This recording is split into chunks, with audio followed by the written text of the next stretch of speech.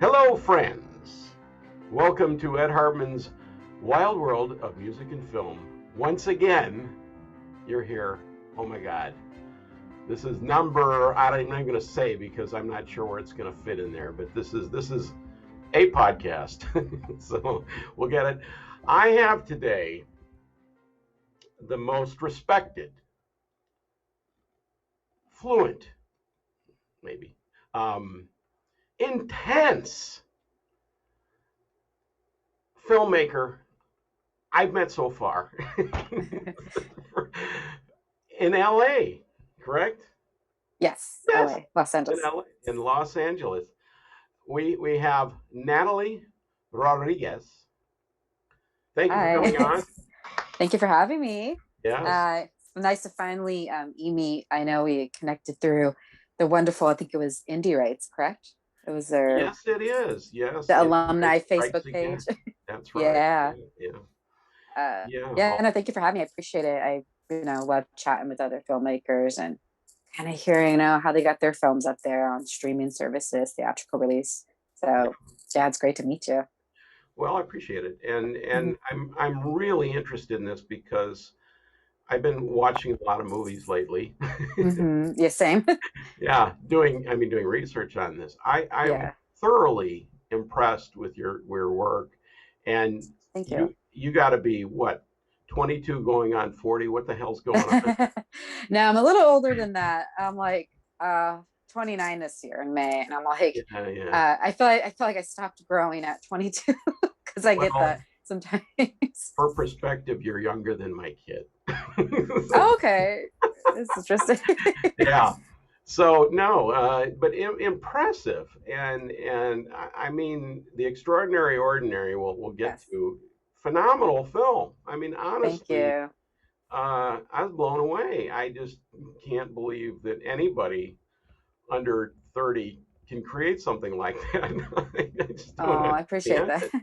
Really, no, Yeah. it's terrific and just well made. And I'm just I got to delve into how in the hell do you do stuff like that? Because I'm working on stuff and I just Yeah. it's overwhelming at times, as you know. Yeah. No, I look back on that. It's funny you bring that up. I think because with the pandemic here now, because I was talking about this yesterday with a colleague. I'm like, yeah, I look at my schedule about a year ago and I'm like, how the heck was like I, hustling like just around the clock? Like I thought I didn't take a break. So I think that was kind of like the mood, like definitely like the mindset. I think myself and a lot of the cast and crew were in when we filmed it. It was just like we were, our sleep evolved around the film. We were just thinking about this. It's like that saying, you eat, sleep, and pray about the project, and that was kind of like with the extraordinary ordinary. I think it was just for most of us, it was our first time feature film. So I know there was a lot of like eagerness, there was a lot of like motivation to just like let's get this done. It felt like very like amped and very motivated. So I think that's why we were able to run on like very little sleep, or we were able to, I guess do 50 things at once. Because some of us, like, the indie artists, we had day jobs, a daytime job, and this was like on top of like scheduling everything, getting time off for the film. So I think it was just, I think when you're just so like amped, it's your first big project, it's like your baby, and you definitely like, I have to just get it done. I have to see this through the ups and downs. So it's almost like you're kind of amping yourself up for the positive side. You're like, yes, I'm making my first feature, but you're like, oh, but I know stuff's gonna happen. Just from talking to my other director friends before shooting The Extraordinary Ordinary, they're like, hey, prepare. It's your first feature. Things happen. Don't freak out on set. You know, like that's just like the nature of the business. Yeah. Yeah, Well, I'm just I mean what really gets me is shooting a film, yeah, that's a pain in the butt, but it is. It can raising be. money and Yeah. organizing this, that's a whole nother level that Hmm. I don't think people have a clue that the incredible challenge that is. And It what is. really got to me was the production quality you were able to achieve. And I can't imagine you had millions of dollars. No, no. Like many films, I was pitching The Extraordinary Ordinary to all types of people in the industry, even like former bosses I used to intern for. would take the script to them, was getting the big no, was getting, hey, we like it, but it won't sell. So kind of like your, I don't say cliches, but kind of like standard rejection letter. And then, that was each rejection letter, I'm not gonna lie, I had my discouragement. And that's when I thought, well, we could film this like very low. Like we done it with short films where you kind of like work to pennies to nothing. I mean, short films are kind of known for getting together your friends. So I kind of like looked at that as a feature, like, if the person's passionate about the role I asked them to be brought on for, I mean, if they say yes, I just, take them for their word. They'll work for little pay, or, they'll take a back in fee, or, some waive their whole, I just want copy credits, my first feature. So that was kind of, just being upfront with people about that with the budget. It was like, hey, we're very like pennies. We're not a multi-million dollar budget. We don't have, $1 million even, which is considered, obviously no pennies in the entertainment world. So we shot this very, very, very cheap. And like many films, went over budget, once post-production hits, and then some marketing, funds you like add in after you're done filming and then trying to promote the film. Yeah. Yeah. Well, but yeah, you had to raise some money though. I mean, so Yeah. yeah. Was it a Kickstarter, or did you have other fund? No, it was, the film was 90% funded, and then the other 10% was like from small investors, Mhm.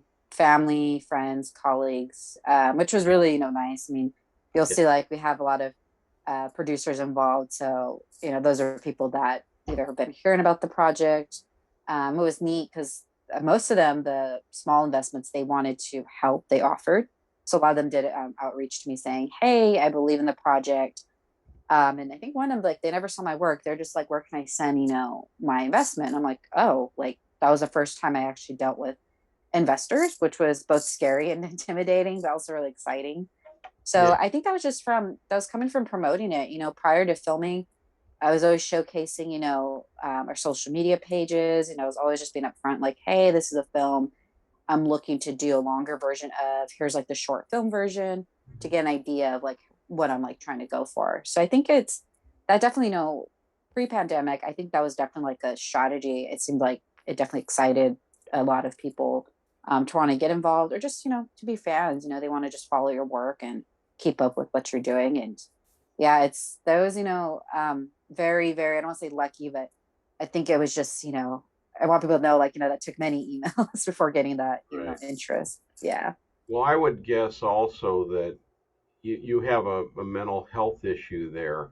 So Hmm. there's the social element there that probably interested a lot of people, and that creates a whole Definitely. other interest in a film like that. It's not just Marvel comics.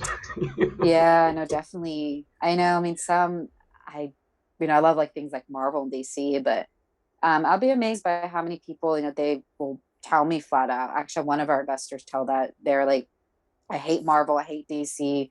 I want to watch, dramas. I want to watch something that makes me feel something, whether I feel angry, sad, or I just feel for those characters. And I was like, okay, well, I can send you, like whatever you need. If you want to view the short, you want to view the script, I can definitely send that your way. So that definitely was the first time I've heard that. Like, there's people out there that don't want to watch your kind of standard studio film coming out on, I think now it's like mainly like HBO that they're premiering. Yeah, and you had made a short version of it first, kind of as a Yes.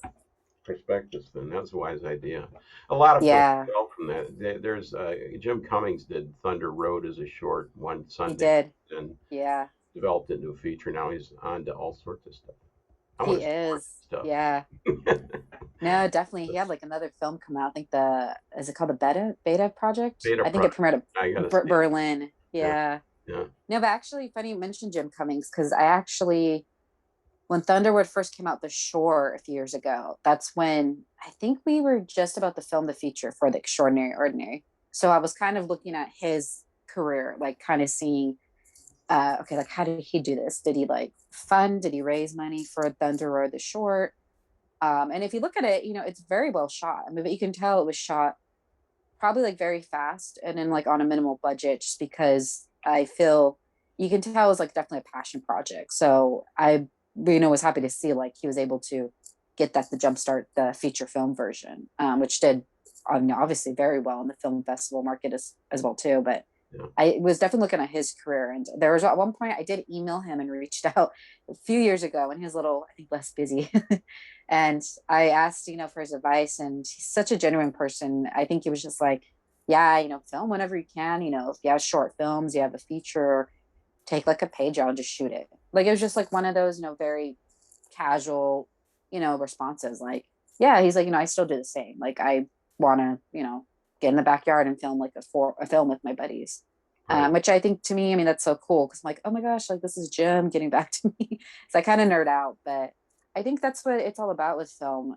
Definitely, I think it's just one of those kind of like Jim Cummings told me, it's, yeah, no, there's no like limits or prerequisites, to I filming your Yeah, project. I connected with him. He had actually used some of my music in some of his earlier Nice. projects, which is put me on the map with him anyway. Yeah, the rest. Oh, Well, definitely let's send me those. That's so cool. Oh yeah, yeah. I mean Yeah. that's serendipitous all over the place here. So Yeah. anyway, let's take it back a little bit. Again, we'll get back to the extraordinary ordinaries, whatever. Yeah. But I want to delve into the history. Uh, Hmm. so my questions start with this is kind of like James Lipton. Yeah. You're going up to the pearly gates, No, we're not going there. But where are you from, and Hmm. where are you now?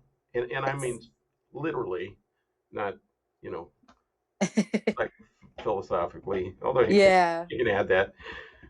definitely. I right now I reside in Altadena, California. It's right by the Rose Bowl. So if you know where the Rose Bowl's at, it's like Pasadena, Glendale off the 134. Been here for about a year and a half. But I was someone that didn't grow up in the heart of Hollywood. My parents wanted to raise me outside of LA, even though for years I was begging them, no, I want to be in the movie, film world. I want to work there. They were kind of thinking it was like a childhood dream I had. So I grew up actually in the suburbs. I grew up in these small cities called Walnut, Diamond Bar, California. And then I lived throughout my college years. I lived in Glendora, California. I lived at home. I was going to school full time. And in Glendora, I want to say it's about 20 miles east from Pasadena. So it's still LA County, just the very east side. So you're about a good hour to 2 hour drive from LA if you want to get to like Hollywood. So that's kind of quite a commute for some people. Yeah. But I did that drive, when I was starting to get, production gigs or jobs, I was doing that commute from Glendora, California. So I was doing like the hour and a half, sometimes 2.5 hour drives just to get to work or to get to meetings. And that definitely, I think living far, that definitely was, something that always like made me scared. I was like, okay, I can't let my living situation like prevent me to, like reschedule, this meeting or, to not take the job or gigs just because, I happen to live not so close to most people. Yeah. So that's where I'm like literally from. I'm literally from, the suburbs. I always say the film Pleasantville. That's kind of like, I felt that's the neighborhood I was around growing up. It was very like, stay at home moms, even stay at home dads. The childhood or the neighbor, the kids would all play on the block, and which is cool. And I'm glad I had that type of childhood, with the neighbors. But yeah, definitely getting more interested in like entertainment base. I was like, okay, I want to go to the city. So I was like very anxious to get to LA. Like honestly, sometime I was maybe like 9 or 10 years old. I was like begging my parents, can we move? And they're like, no, stop like talking about that. Well, Yeah, what I'm really impressed with, and this is kind of funny, is that you kind of worked your way up. You started as an intern I on like did. Conan and Yes. things like that, which Yeah, I you did. got to have some stories. Man, Yes. No, Conan. Yeah. No, Conan. Oh my God. I loved working at Conan. That was my first, the Conan O'Brien show.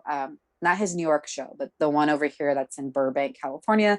They shoot there at Warner Brothers Studios. It's I think it's still on TBS. I believe he's moving next year to HBO, but he's on TBS, the station.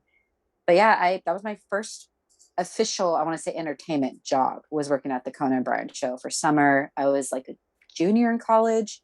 It was one of those I had to take a internship as, for college credit, to get my hours to basically, progress to my senior year in college. And Conan O'Brien, yeah, I think I just submitted a pitch letter. I looked on his website and it said like submit here interns, and I just sent like a general like email and heard back within like 2 weeks, got an offer, which is very bizarre because I feel like Conan, for me, that was like, I feel like he's almost like untouchable. Like, I feel you see people coming in from like bigger universities or they have like way more experience than I did in starting. But I guess, I mean, I think what helped was, just think being local. I was from Cal State Fullerton, and I think they had a lot of students, interns coming from Fullerton and that school I was going to. But yeah, I mean, Conan, that was such a blast. I mean, I loved it. I mean, such a genuine guy. I always say Conan, the way you see him on TV, he's exactly the same person. So I would he's just assume like, that. Yeah. yeah, I always say he's like that awkward uncle. He's like that uncle at the parties that's like making dad jokes. But it's like, it was so fun. I mean, I felt like, everyone was there like doing their thing. I felt like no one there had egos. At least I didn't encounter anyone that had that like a big ego or that they were important than other people. And I then got Andy the Richter, the other nice guy yeah. too. Yeah, I would. He doesn't. I mean, Conan is like the least ego. Yeah. He's the most self-depreciating Yeah. person. Him Yeah. and oh wait, what's his David? Thinking Andy Richter. No, Just no, like, his brother. I can't believe I'm forgetting. He's got a big beard now, David oh, Letterman. David Letterman. Letterman. Yeah, That's right. He has the big he beard. I started forgot. the. Yeah, he started the. Oh, here's Oh the yeah, guy. there we go. Now it's He is official. making his appearance. You got to go and destroy the. I know. Like, I try so hard to like hide, and he's like wanting to, be right here by my side. I'll keep him off camera. Comfortable. All right. Yeah. Well, anyway, so but that's a really interesting thing. I just found out some very interesting information about Richard Lyford is this director who made As the Earth Turns that I produced Hmm. scored, and I'm getting a deeper understanding of his early work in Hollywood, where we started working at Disney. And what I didn't know, he kind Hmm. of won some awards early on. He had made like 9 movies by the time he was Oh, 20. nice. Anyway, Nice. and he got invited by Disney partially because of those awards. But what I didn't know is he started in traffic. If you're in the film Oh, industry, that's the okay. mailroom. Yeah. But I think that was just basically his pay stub, and Yeah. he was moving up, and he was running around the studio working on special effects. But it kind of reminded me of your journey there, in that you really did start at the bottom point Yeah. in the production thing, and and that was when was that you were in early 20s then 20 Yeah. About 21. I think I had just turned right, so 21. that's eight So, 9 years that you managed to yeah. move from that to create a feature. That's really impressive in my mind. I mean, I just that blows me away, that you Oh, and I do it. appreciate that. I mean, I know it's always like bizarre. It's still surreal to be like, oh, Conan O'Brien was my first internship because I think that was so cool. I grew up watching Conan, with like my mom, especially. She loves Conan O'Brien. So when I got that internship, I mean, she freaked out. She was like, oh my God, I'll do whatever, you need. Like, you can't turn it down. You have to go. Yeah. And that was when I was so nervous too, starting an internship, but I think it was just starting at Conan. I wanted to like working at the Conan show. That definitely like made me. I think it helped like helped me be less afraid because I was so nervous to just like I think go work at the Warner lot. I found it so intimidating. I was like, oh Yeah. my God, like that's where they film some of my favorite TV shows. Like I can't take this. Like I was intimidated. So I'm glad that's the reason why I was hesitant to turn down the internship, to be honest. And then what was ironic was the HR coordinator for the Conan show. She reached out to me saying, hey, what if you come take this internship in summer? I was originally supposed to start in spring. She pushed it back by 2 months. She's like, come in summertime. I feel you might enjoy it more because summer you can like work here more days out of the week. And she's like, summer it's a lot more fun because everyone's kind of like in that summer, like kind of like that summer mode, like school's out, people want to like have fun. And I took that as a sign, like, okay, like take the next 2 months to get over that anxiety and that, that fear of like going to work at this internship. So I think that's what honestly helped. It was kind of like settle those nerves. And I Yeah. think, knowing as soon as I said yes, I was like, okay, now I really can't be like, hey, just kidding. I don't want to take the internship anymore. Yeah. Yeah. Yeah. So in that between that and where you are now, you've what kind of jobs have you done? Again, I need a complete list or anything, but Yeah. you've been an intern. What if you had a just Mhm. what kind of things have you done? Yeah, You know what? definitely pre-pandemic, I was doing a lot more email marketing, a lot of talent recruiting. So I was actually working at the Philip DeFranco show on his podcast, A Conversation With. And Philip DeFranco, he's like, they call him, I think, the godfather of YouTube. Um, it's because he was like the first to do the thumbnails, like doing like the thumbnail like for his YouTube channels. But I was actually helping with outreach for the podcast. So I was dealing with one-on-one with the guests coming in or guests. And a lot of times there were like a lot of other YouTubers. So he's had like people like Nikita Dragon, James Charles, Anthony Padilla. And that definitely not, I love that side of me. I think anything that has to do with like talent recruiting, it definitely feels like producing and casting. I'm trying to get him down, but he does not want to get down. He's clinging onto my leg. But I did a lot of that. So a lot of jobs I did after Conan did deal with a lot of like the producer side, whether that was line producing or honestly like working in the office. You're helping run the show and you're helping like recruit, cast crew members or something like Phil DeFranco. You're bringing in, guests to come on the show to speak with the host or hosts. So that definitely was something that helped from the Conan show. So because Conan, they do kind of like indie rights, like I mentioned earlier. Conan has like an alumni page where people do often, well, more so pre-pandemic, they would post like, "Hey, this company's looking for a producer. This Wow. company's hiring that I'm working at." So that's what's been great about working at something like Conan show. It's you do network, and the networking thing is important, even if it is virtual. Because like Conan, and just like with indie rights, I mean, we're from all over the world. We're not all in Los Angeles. Some are, even like moving out of the country. So that's what's been fortunate opportunity from that is, taking those opportunities and then networking and people genuinely wanting to help out too, which So is very neat. there was a lot of television stuff you were probably dealing with, Yeah. John. How did you transition more into the film side of things? Yeah. So I was always doing films outside, like, many independent artists or artists, I should say, in general, while working my day jobs or, those gigs or working full time. I was always making short films with my friends and colleagues off hours. So it'd be like I'd come home on a Friday and prepping Friday night for a shoot I would have on Saturday. And at the time, when living in Glendora, we filmed at my house a lot. So it was a very suburban looking home. It was quiet. And I think what helped was the fact it was quiet. That's what made a lot of like cast and crew eager to drive over to my house to shoot because they're like, oh, okay, cool. Like we won't have any issues with getting shut down. Or sound guys, their favorite thing is like, okay, it's not LA. We're not like filming by the 101 freeway. So Yeah. I think that honestly helped. That was kind of the benefits of living outside of the heart of Hollywood. It was, I think honestly, I think people liked coming to Glendora because it was like a whole new world to them. They were just like, this is quiet. It's like you can film anywhere, and people, unlike LA, Glendora didn't give you a ticket if you had a camera out. Which was your first film that you did, kind of, well, in general? Mhm. Was that at this time, or did things happen in high school? High school, I did take a production class. I always say my first film was this little horror film we did with my friends, and it was a production class at I took classes at Diamond Bar High School, and we had to like create a short film. I think it was the end of our sophomore year, so 10th grade, and that was like the first time I actually like got to DP, direct, and edit and do like all the sound effects and color for a film. Me and my friend Kaylee, she helped me edit because, like most high school group projects, you always have like that one or two that second person that's like, "Hey, I enjoy doing this project," and the others are kind of like, "No, we'll watch. Like, we don't want to do this end. We'll do this end, but then the rest we'll leave up to you." But it actually came out very well. I mean, I wish I had like my hands on that short because Mm. it had some shots in it that I remember just being proud of, or because my friends and I, we were so goofy. My teacher was even like impressed when he watched it. He was like, "Oh, not bad, girls." He's like, "This is pretty good considering like you guys are just like, you guys are just always like goofing around, or you guys are like talking about other things like not school related."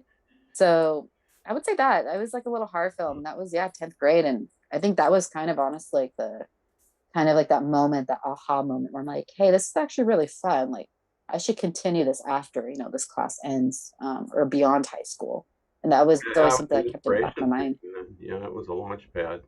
Yeah, I definitely. there's things I did in high school that I'm very proud of, and I actually put Yeah. them on my website under an archive. And we Okay. I have play to check it out. electronic music stuff with reel-to-reel tape recorders and things like that. So Oh, nice. I back love in those those. days with rotary telephones, and Oh, I love those. And that's like doing the films. We had standard def cameras. I mean, we didn't know what the heck high def was, or your 4Ks didn't come in until years later, or not even YouTube was that big. So yeah, no, ours were going on DVDs. We would export our film on a DVD. That's how yeah. YouTube days, digital world. So Well, I they're had very old school. I still have my Super 8 cameras. Oh, I love those. I wish we had access to those like throughout schools. I know some are starting to do that. They're giving the opportunity to Yeah. students. Now they're kind of coming back, so people They actually are. see and all that. So I watched a number of your shorts, Oh, and you there's did. some really fun things there. Uh, the I'm trying to think which one. Anyway, there's the D Yes. and Oh, that one was people. so fun. And I you gotta I was thinking Omari and Calvin go to White Castle. Yes. You know, Yes. No, that was you definitely, got an interesting troop of people working with you, which is a I great did. sign for a, I mean, they're still working with you. They're appearing in other things, right? Yeah. Some of them. A lot of them did That's appear. impressive because that's a mark of a really good filmmaker if you can get the same people to work for you more than once. Yeah, no, and I agree. It's so, so difficult. Or sometimes you get the good old, if they get a little more like, I guess I wouldn't say famous, they get like that network Mm. show or that budget show, Right. then you're dealing with their managers sometimes. So I've had that issue where like friends are like, oh hey, like go to my manager CC in this email. And you're like, no, like don't do that because they're gonna say Yeah. no. But then I think they don't know because it's once they get a good manager, that's what their job's doing. The manager agent's gonna tell them whatever you do, I need to know. Yeah. But yeah, no, going back to the D, that was my first, I think that was my first like comedy film. And that was something I had a blast making. I mean, that's what we did the spinoff, the sequel. And that was that was definitely the films. I remember telling the boys to watch the actors in the film.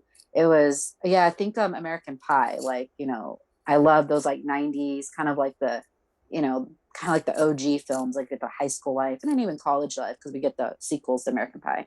But Yeah. White Castle, yeah, that was definitely have to say, I watched it a few times before, like, making the D. It was Really, kind of really. revisiting all those films. It's a buddy film, and Yeah.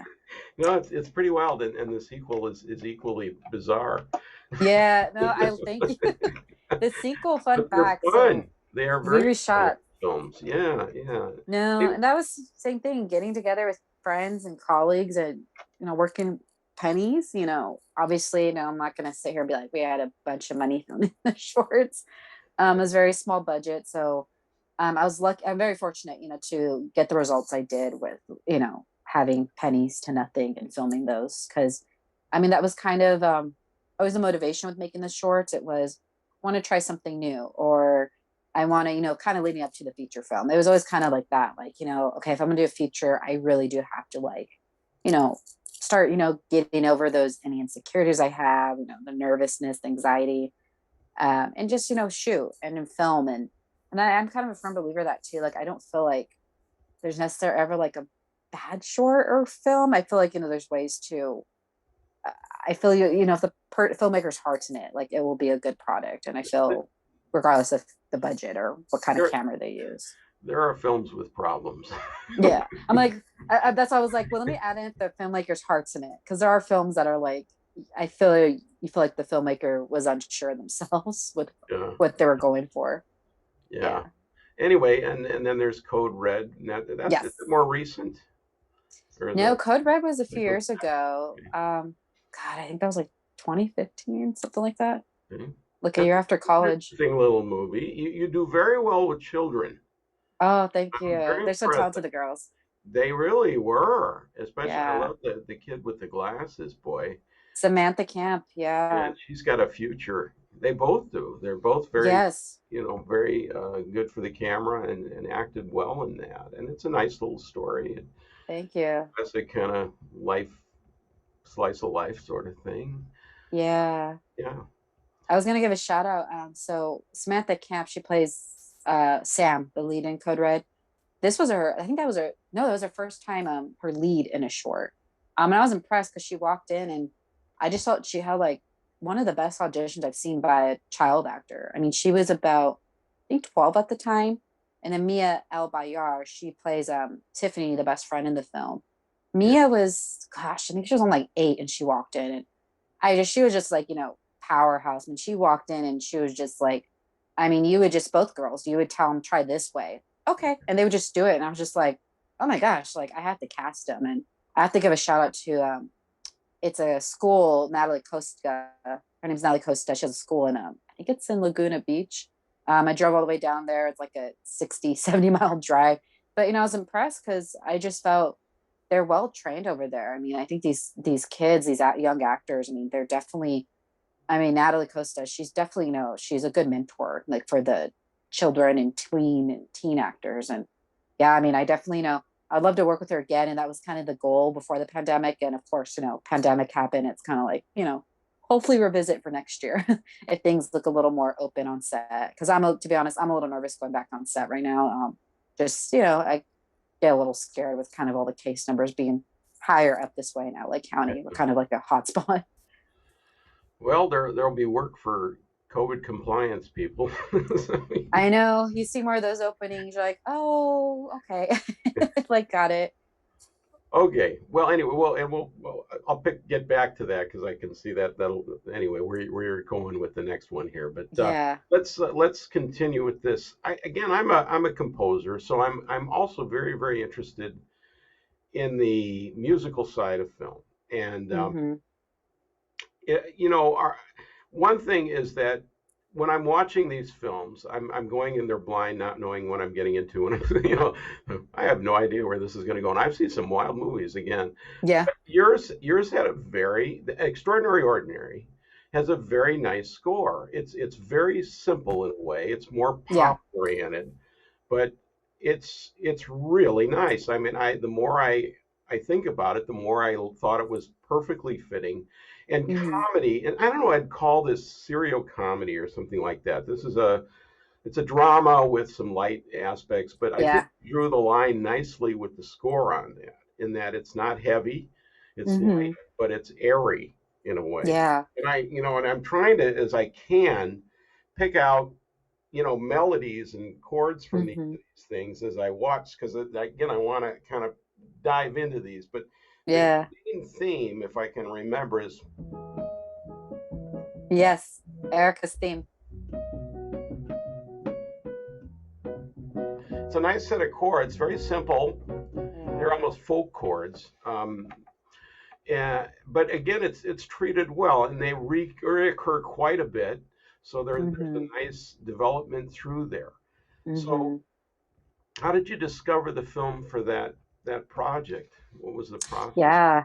I had some family friends. They actually composed the score for the Extraordinary Ordinary. And in fact, like little secret, we were at the end of post when I was like, oh my gosh, like I really don't want to go with. Me and my editor, we were about to pull the plug on going with public domain music. And I was like, no, I really don't want to do that. Like I was just like, I kept telling them, my editor, I was like, be patient. I have a gut feeling that I'm going to find these composers. I just don't know when.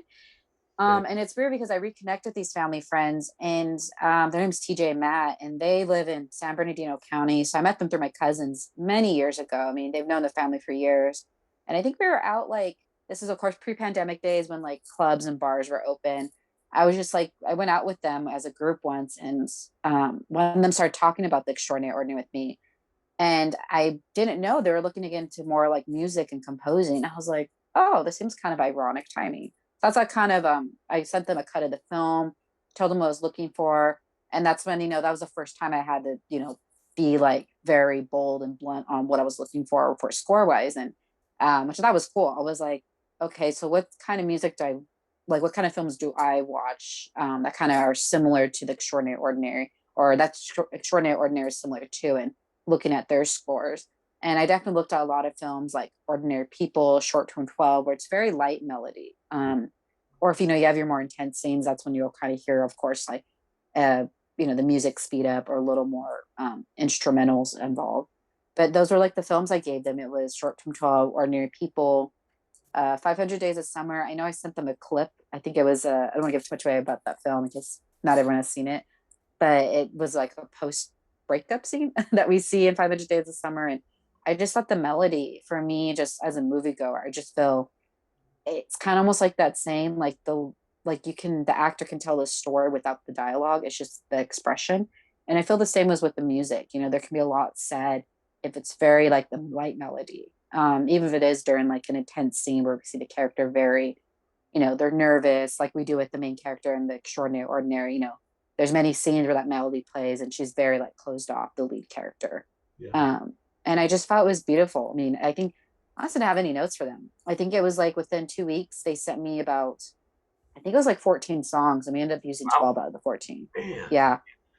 Yeah. Very fast. And I think, you know, same thing. I think because I was just upfront with them, I was like, you know, hey, you know, I want you, you know, to know this is like poor man's budget. And then, you know, because they were family friends, I'm like, you know, that's cool. If you're not interested because of that, I can refer you.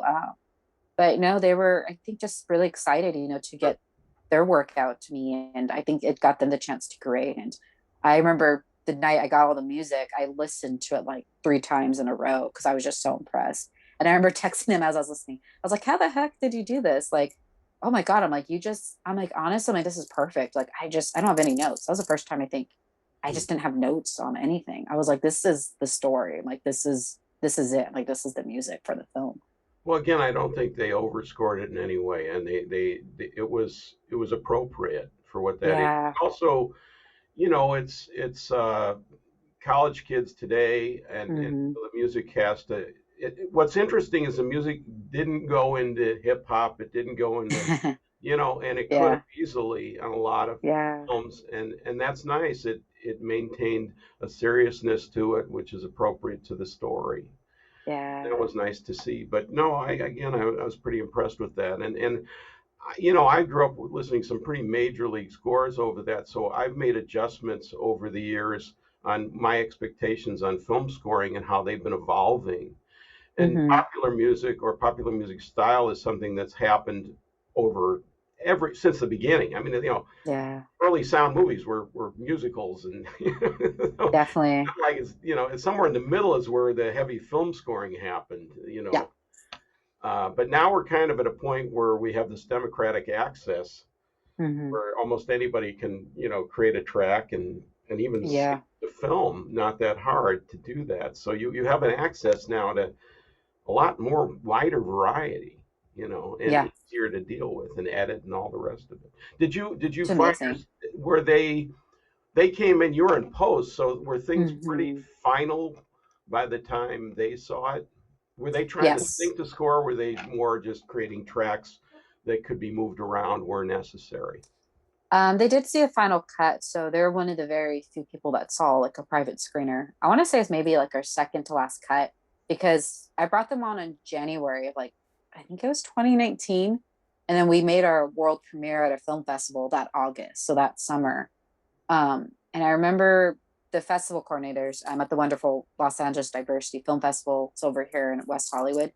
They saw a first cut of the film and they loved it. They're like, we'll give you, you know, as much time as you need. Like, we'll give you till June or July to like send us the final product. So we were also like on that deadline of, okay, but they really, you know, let's not keep them waiting. Let's get them the final cut.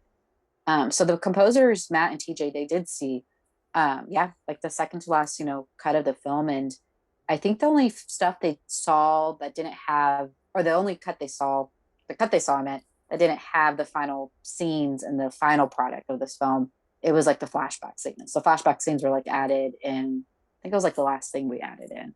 So Um, did they attempt to score the picture, or were they just creating tracks that would generally fit? I it mean, was a a mix of both. little bit of both. Um, Yeah. because I remember I did Like send that's them what I would have scenes. guessed. Yeah. Yeah.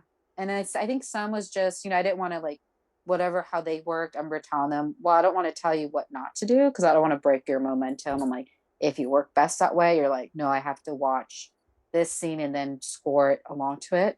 I was like, do that. And that's why it was a mix of both. Because then, to me, from what they're telling me, they also got very kind of amped to keep making music. It was like, or keep making tracks, excuse me. So there would be scoring a particular, like Erica's motif is the score you demonstrated earlier. Yeah. That was actually scored to the first time we see Erica walking into her new life in California. Right. And then the other tracks, most of them were being scored like that. But there's maybe a few tracks. I forgot which ones it was, but they were just creating just to be like, hey, in case you need it as backup, like here's a score, another motif version or something you can add in for like an intense scene. Yeah. And that was very helpful because I feel they did way more than I think most people would have done, which is very neat because I mean, we used again most of those tracks. So that's kind of I, almost like I feel yeah. unheard of in situations. I tend to score end to end and Mm-hmm. let the director pull out whatever they don't like. Yeah. I figure Which kind of it's happens. much easier to take something away than add something. I don't want to be later Yeah. going, oh, we need this. And I'm like, oh, hey, you already have, Mm-hmm. and then inevitably the director has the privilege to move it around and completely Yeah, destroy it into some other use. they do, which is good. Yeah. Which is good, both good and bad. I mean, because I feel bad for those stories. Oh, There's like 50 tracks, only like 5 get selected, and you're like, oh no. did I they always feel work bad. from reference or was it more just free? They were family friends, so I've actually did hear their I work don't in the mean, I don't mean, past. I don't, yeah, I mean, I mean, as far as how much they, what I meant was, did they work from reference tracks Mhm. or, temps? Or did you give them temps of things you were looking for, or did you just kind of let them go on I their, just let them kind of go. It was just the that's only thing I was great. sending them was just Yeah. um, particular sample scenes or even trailers of films. I looked at those films as like kind of inspo based, like, oh, hey, I like the music, listen to the music and this clip, or watch this movie and listen to the music. And I think that's why Yeah. heavily, like, I was like short term 12, look at this Joel P. West. I think he's a great composer and musician. I was like, look at his work. There, and like he has a lot of motif, like a lot of those motif songs, or it's very melody. He doesn't really do a lot of your like Star Wars themes or Marvel, DC, like very epic songs. Right, right. But yeah, it was kind of, I don't think I was sending them. I was just like, hey, I like this clip from Short Term 12, watch it. Like it was kind of more that. And the I rest was just, yeah, yeah, freedom for them. I get a lot of temps, and that can really trap you because then you start trying to copy Oh, them, and I I interesting. much more look forward to films that I have an open blank canvas with. It's Yeah. because then you start from where you want, and you're Yeah. probably going to get the composer's probably going to do what they do better, Yeah. you No, know, I agree. so you're in your lane. Yeah. are No, I are agree. are there genres of film and music that you like, or pieces of film and music you like? What kind of appeals to you as a Yeah. filmmaker, music listener? Oh, I mean, I'm one of those Oh, people hey, I love. I'm one of those people I love a mix of like I love both Marvel and I love my independent films. Like recently I watched WandaVision. WandaVision, I just was like, oh my God, this looks so fun to direct an episode. It's so like epic, I would love to work with like all those costumes and the special effects. And that's a dream of mine, is to work like do something like that, whether it's TV or film.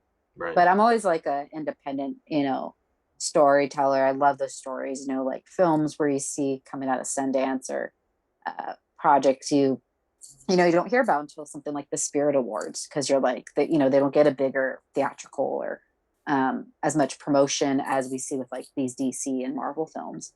So I definitely do see myself continue on that path, like telling, you know, drama stories. I love character pieces. I love films that like you see, stories dealing with like relationship issues, whether that's romantic, family dynamics. I mean, I just would love to continue on that path because to me those are fun, and I definitely think 99% of the time you always see actors that come from a comedic background, or they don't do a lot of dramas and they're just powerhouses on these sets when they come forward. right. And that's a lot what I did with Extraordinary Ordinary. Most were coming from theater background or they're first timers. I do want to give a shout out to Lizzie Kerr. She plays Kathy, the mom in the film. This was her first, on camera role, and I had no idea until after we filmed with her. She was theater world, and I think she might have told me she did a short, but then I found out through my casting director friend. She's like, no, she's never done on camera stuff. I'm like, wait, what? I was like, she was like a 1-2 taker. I was like, that's impressive. Like you know, I was mistaken, I thought she did like 100 films just the way she was on set and just, very like you tell her to do something, she would just do it like on the mark. Um, Yeah, and you got, I know you got John Posey in I there. do. That was a Yeah. grab. He Yeah. did some great stuff. I mean, he's a really good actor, and Oh, he is. he's like the great dad. Yeah, no, he's fantastic. And same thing, theater background. He was doing his one-man show, Father, Son, Holy Coach. And that was the first project of his I saw. So when we connected a few years ago, he invited me to one of his shows. It was like in Sherman Oaks. And he plays like 12 different characters within 90 minutes. And you're just like, oh my God. Like it was impressive because he would switch from playing his child self, and it would have to go to his like teenage self and college self and back to his child self. And I love that. I mean, I love when actors do that because I just feel they look like they're having fun. And I think that's for me, you can pick up the energy. It's like, if they're having fun, I feel like they're willing to try, you know, something new. And I love that because I feel I'm on the same page. Like I always want to try different genres or mixed genres or kind of like when you mentioned like the D, I never did a comedy, but I was like, well, here it goes. Let's see how it goes. Comedy is tough. I've been It talking is. to filmmakers about that. That would scare me more than anything. And I've worked on a few comedies, Mm-hmm. and oh man, timing and everything. I yeah, that is so hard to do.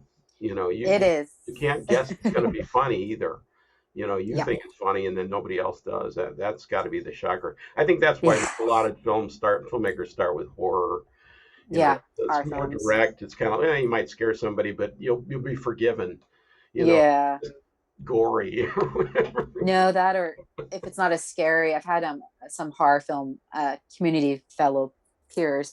They'd be like, "Oh, if it's not scary," you're like, "Oh, well, it's still a thriller. It's like a Right. thriller slash There you horror go. film." There you go. So Yeah. they'll kind of they'll backpedal, be like, "Okay, it's supposed to be like a thriller scene. It wasn't supposed to be scary." But Mhm. no, comedy actually. I think it was the hardest film I did. I think it was the D and the sequel. Like those felt very. I Yeah. remember after set with shooting, I was more like exhausted, and not because it was like I was stressed. It just felt more.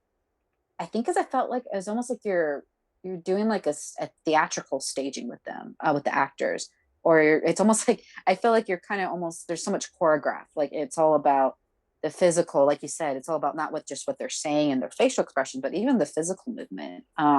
It's like, is this too over the top? Okay, let's try to backpedal it in the next take. Okay, let's go back up. It was better the other way. So I feel like that's why comedy's harder, a little more difficult because for me, yeah, I know it has to do with also like, the physical movements of the actors and also the camera work plays in that too. It's like, do we want this to be kind of your traditional shot list or do you want to like let the cameras roll and you let the actors like, kind of the camera follows the actor at that point, Well, especially and if they're getting physical. comedy can depend on spontaneity. I mean, time Yeah. any dialogue can be critical. I mean, a Yeah. critical microsecond is the difference between a laugh and something else. Mm-hmm. And delivery, so that's why I'm so impressed. And scoring comedy is the hardest thing. And Definitely. generally, I think the most successful comedies have had straight scores. Mm-hmm. Elmer Bernstein did a lot of that kind of stuff, and Mm-hmm. a lot of Mel Brooks stuff was beautifully Mm-hmm. scored as a straight film, and you let Yeah. comedy bounce off of that. Or Airplane, Yeah. pretty much a straight score. You resist the Tom and Jerry, you know, Mm-hmm. that kind of stuff. Yeah. Or I think the And Three I love to Stooges. do that kind of thing. I like because I'm really good at genre, at vintage stuff. So Yeah. you can if you say, well, I need polka or something like that, I'm there. I can do it. Nice. So No, I love that. No, I love that because sometimes with films, it's like I think when you're shooting on I feel like this is what's interesting because it's like every filmmaker is different. Like I know some people they have the score all like composed, and then they either write the story based on the score, or then they go on the production with already a score. So then they're like editing the film in their head as they're shooting. that So I've I seen some don't see directors do very that. much. That's really hard to do. Yeah, which And I think it is too. I have some from a friends do that. scoring, yeah, Yeah. from a scoring standpoint, it's even harder because you're scoring to a script or something. And Yeah. I mentioned this before, but John Williams did the last scene in Close Encounters without Hmm. film because it hadn't been done yet. And Oh, that's the interesting. most extraordinary 10 minutes of music I've ever heard in film, and it's very Hmm. musical. It's not doesn't feel like score, it feels like a concert piece. It can be played as a concert piece, and you have Yeah. that melody, is just intricate. And of course, music becomes the story. Yeah, Literally definitely. is part of that. So there's things like that that are just amazing to watch. So are Yeah. there any classic films you really like as far as music and score, like filmmaker combination? Oh, I'm always interested in those collaborations, those long films. oh yeah. I mean, you can't go wrong with that. I think of like Gone with the Wind, Sound of Music. I love, my James Dean films, Giant in particular, Rebel Without a Cause, East of Eden. Which one did I watch yesterday? I watched Whatever Happened to Baby Jane for the first time yesterday with Joan Crawford, Betty Davis. Phenomenal film. I mean, I'm shocked I haven't seen that sooner, but it was such a fantastic. I mean, You know, that's like a film I'd love to do. Just the acting, the directing, the story. I mean, just everything about that film's just top notch and perfect. I want to say, but I love Yeah, no, Gone with the Wind's one film that comes to me with the scoring, or even like a little film called Splendor in the Grass. It was with the yeah, young Natalie Wood, Warren Beatty. Um, because to me, I mean, kind of Splendor in the Grass, they have the kind of like the softer melody, and in Gone with the Wind, of course, it's your first. That was like the first blockbuster, all that epic. yeah. Everything's so grand and big in that film. So I love a mix of both. I mean, I think to me, I mean, kind of like with Gone with the Wind, it's almost like without that score, how would the film be? I mean, because the score does make that movie so, I mean, just grand. Like you look at it and you're just like, no, this is a blockbuster film. It's not your independent film at all. Well, an And he epic likes to come score, in. epic I'm trying to push him scoring, down. He is so anxious these days. I'm sorry. epic scoring becomes the massive uh, electricity in a movie. Yeah. When you have dramas, you can leave scoring out, and you immediately get closer into the scene. That Yeah. to me, music adds a fantasy element to it. Hmm. It's an ambience, but all of a sudden it pulls the audience a little bit out of the scene a little bit. They're not, Yeah. you get rid of music, all of a sudden it's like, oh my God, I'm in the scene with these people. I have no escape. Yeah. That taking music out of something can create more drama than anything. It does. The focus just, boom. You know, Yeah. The I, only film that I feel that does that, and it's one of my favorite films, it's Ordinary People. They don't actually have a score except yeah, the chorus line. I think they only use it like two or three times in the film. It's like towards the end and then like in the beginning and then somewhere in the middle. But that's like the only film I know they don't actually have like a score really. It's all, and I think that's the point. It's funny you mentioned like there's no music. It does make the audience like more like, ooh, I feel claustrophobic. that's I right. think Ordinary People, I feel Robert Redford was trying to go for that. Like, no, this is Yeah, supposed to be, this functional family, them, disagreeing. They're not on the same page in life. And right, I think right. that's why when you watch those scenes, they're so like just heightened. You feel anxious because you're like, oh gosh, who's going to do what? Who's going to say what right now? That's right. Yeah. And when you go Yeah. back in history, scores, they were musical elements, and a lot of comedies, and light entertainment and that sort of thing. And it was like, really, it was very similar to theater, where you've Yeah. got kind of something going on, just ambient music going on, that Yeah. in the background. No, which is It so was true. I mean, kind of yeah, overhead music. There was nothing actually going on in the hotel. There, people are walking around and there's music playing, and that I was know. early scores. Okay, so bringing us up to date, because we've gotten to a lot. Um, Yeah. you're currently working on Howard Original, right? Yes, I With am. Takeoff Onward. And how in the hell did you get Danny Trejo to do a thing for you? Yeah.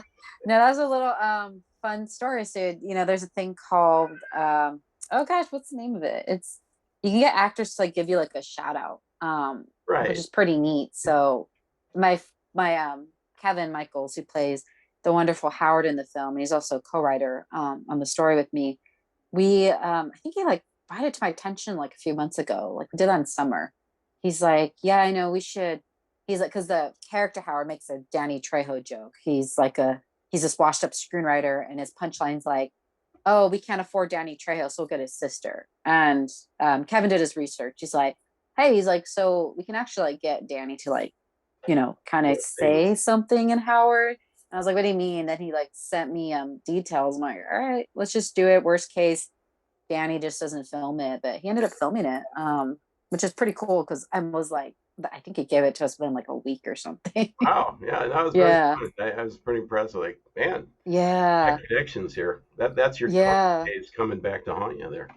Maybe, hey, Well, Howard telling me I Original love that. looks like a lot of fun. You have kind of a muse in the form of a Yeah, cat, but is that going to we do. change a little bit because you're going from a short to a feature potentially? Oh, definitely. Yes. Oh yeah, there was so much with Howard. It was like we were literally writing as we were filming. Because originally the story we had, this was like I feel like this is typical like low budget indie features. We only had about 50 minutes of a film. So we're like, okay, we're like, well, let's not freak out. We can just have, obviously we have to add stuff in. I was like, this is like, this is expected. And then this is fortunate, we got everything wrapped like what was it, like 3 weeks before the pandemic hit.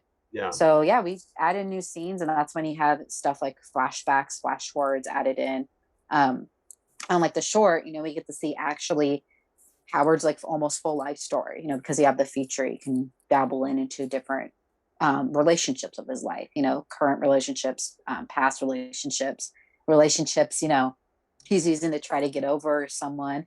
So yeah, we did do a lot of write-ons or add-ons like after we shot the majority of film, which takes place in a cabin. So that was like part A, and we did like parts B, C, D, E, like for maybe on and off for about like 3 months, because most of us had our day jobs. We worked during the week, so we were filming like every weekend for about like I want to say about like 2 to 3 months straight. That I was just doing pickup shots. We're like, hey, let's add a scene with Howard's this person in his life, and that was kind of the way we shot.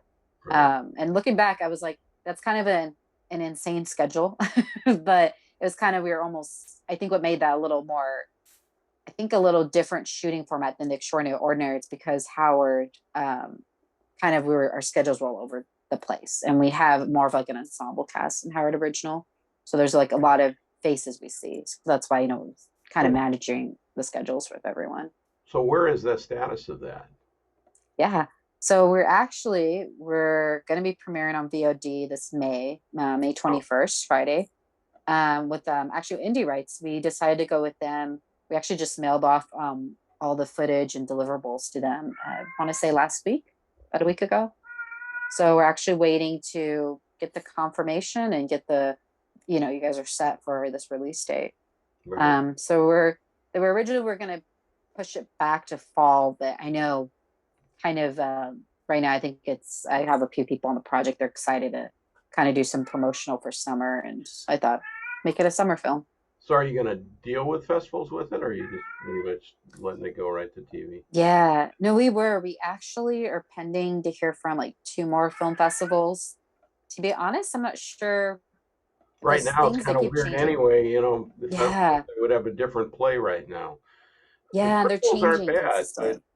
you got a different expectation. You're not even going to go to them, for a while anyway. Yeah.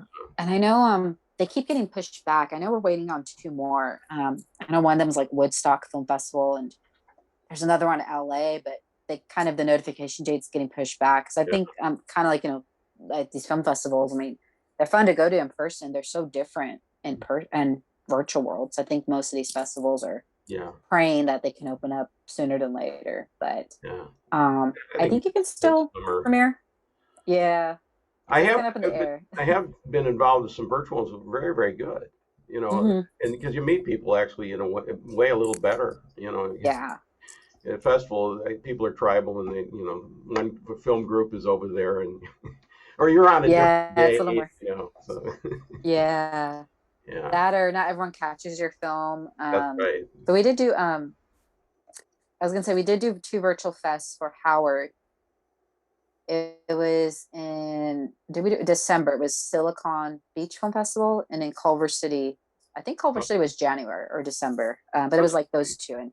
Same thing, your award show, you're in like a Zoom filled with like 30 to 50 people, which is pretty neat because you kind of see everyone's faces. Or what I like is you can actually like type as this festival's going. People can be like, hey, check us out on Amazon, follow us on social media. So I feel that was a pretty neat part. So I feel like the virtual fest, I feel on my end, I've been hearing a lot of negative things about them, but I feel like with the Culver City one in Silicon, like it was a good experience. I'm glad you pointed that out. Like they're not all bad. Like I do think I there's a think lot a of lot of coordinators. fun. I think there's going to be hybrids of a lot of things in the future, which isn't a bad Yeah. thing. Where if you can't make it to something, then we can do it. My concern, I think most organizational concerns are going to be if they make it virtual at all, are they going to lose local? They're going to lose people in person. Yeah. But on the I other know hand, that's how often, you might have people that can't come from another country but can attend.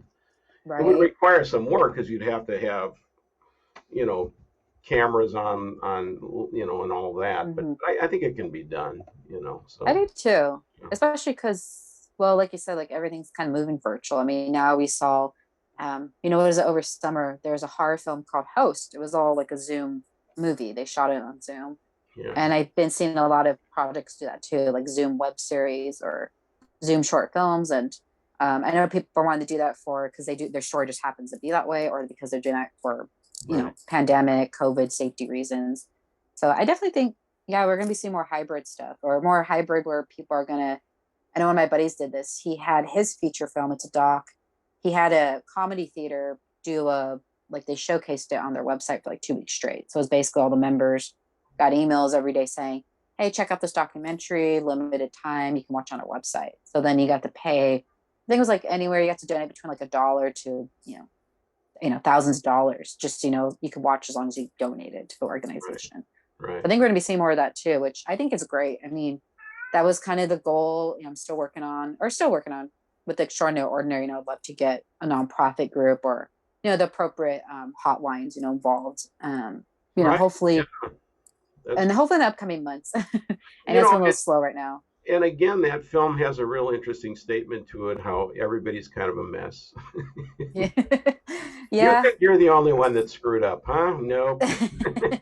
We all are. No, I'm glad Yeah. you brought that up because I think for me that was kind of that was always the kind of the motivation behind the story. It was like, well, everyone has like their bad days. Even if you don't have a mental health disorder, it's, people stress, people, they wake up one day and they're just like, I don't want to do life. Everything's going wrong in my life. I want to just sleep all day. So I felt that was like the motivation with making the film. It was definitely, kind of seeing that people can relate to the characters, whether they have a history of anxiety, depression, or trauma related, or they're in Right. recovery themselves. Or I've seen people that are like, wow, I never knew what mental health was. And yeah, like I kind of get an idea like how it's like. And then, that's been like such a very humble and very like, very like fortunate experience, like to hear like kind of all sorts of um, feedback and comments about that. I mean, I even had people say, I still understand mental health after watching this. And I'm like, that's okay too. Like, it's, not everyone sees it, or not everyone like they don't like these kind of films or these kind of stories. So that definitely, yeah, Extraordinary Ordinary, that was once you release it to the world, you're kind of like, all right, you're going to hear all sorts of feedback. That's right. Yeah. Yeah. No, it has a great statement, and it's again, it's Thank well done. you. So I'm going to recommend everybody really check it out because Yeah. again, it's so well made, and you got a long way to go. So you're gonna be doing big things, I think. You Oh, I know, appreciate that. I assume you heard of Lynn Shelton, So from which one? Lynn Shelton. Yes. Oh Yeah, my gosh. Yes. Lynn Sheldon. Yeah. yeah, That's because horrible. What happened?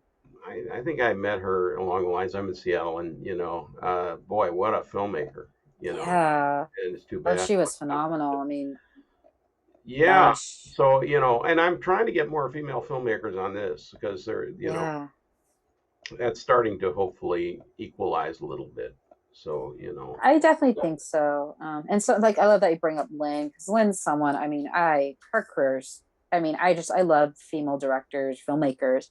They can go back and forth between doing a TV episode and a film. I mean, we say also with Ava and another filmmaker like she does more film than Sophia Coppola. I mean, they have their niche, but I just feel that's I love, when we see like different styles come out from these female filmmakers. And I do think, it's getting more equalized over time, just because I think of course, we saw Chloe, she just won the Golden Globe for No Man Land. And then I didn't realize she directed the new Marvel movie, Immortals. It's supposed to like the biggest budget film. And I'm like, oh, okay. I was like, that's where I saw her name before. Because I remember when No Man Land first came out, I was like, I've heard her name somewhere. I'm like, I just don't remember. And then Immortals was brought up after she won the Golden Globe. So, I mean, that's fantastic. I think any director too. I mean, it's like to see like, coming from different backgrounds, all, diverse, whether man, woman, non-binary, you don't have a gender, you identify. I just think it's fantastic. I mean, because it's showing, you can be a storyteller anywhere. I mean, like, and I've learned that too. Like, you don't have to be a filmmaker and live in LA. Most of these filmmakers, I think, like Chloe, I don't think she even lives in LA. I think she lives like I heard she lives in like Hawaii, or she lives like somewhere you don't really see. You don't see a lot of, I guess, filmmakers live at. But it's kind of the nice thing with these, seeing all these directors come from different worlds. Did you see the Turner Classic Movies, the women's filmmaker series that was on back in the fall? No, I would I haven't seen encourage it. it. I was absolutely addicted. It went for 14 weeks. Really? Massive. It was. I mean, Okay. Fonda was involved. Everybody was involved, Yeah. and it is startling. I mean, it takes it back to the 1800s, and women Yeah. filmmakers. I had no idea. Honestly, I felt like an idiot. Just like, wow. But the Yeah. quality is stupendous. And what they would do is show an hour of this series, and Hmm. then show a number of films by women filmmakers that Oh, were related nice. to that theory. So boy, anybody should watch that. I'll have to check it out. No, Because I love we have that. totally been denied Yeah. No, I love that. I mean, whole side especially, of this. yeah. No, I definitely, I'm surprised I've heard of that. I'm one of those people, I got rid of cable, so I've been doing all streaming Oh, there you go. services. Well, but But see, on YouTube TV, you get TCM. yeah, okay. That's good to know. Voila. Yes. Because I couldn't even watch the Golden Globes. I think I just saw Golden Globes. I feel awful for saying this. I just saw videos of the Golden Globes, like Right. snippets on Twitter, just because everyone on Twitter was tweeting that night. And I was like, okay, I can't find it anymore. I'm just going to watch it here. So that's why I saw most of Right. the winners' speeches, or kind of like the post aftermath interviews with the ones that won the Golden Globes that night. But I Yeah. feel bad because I think I'm one of those people because I love the streaming service.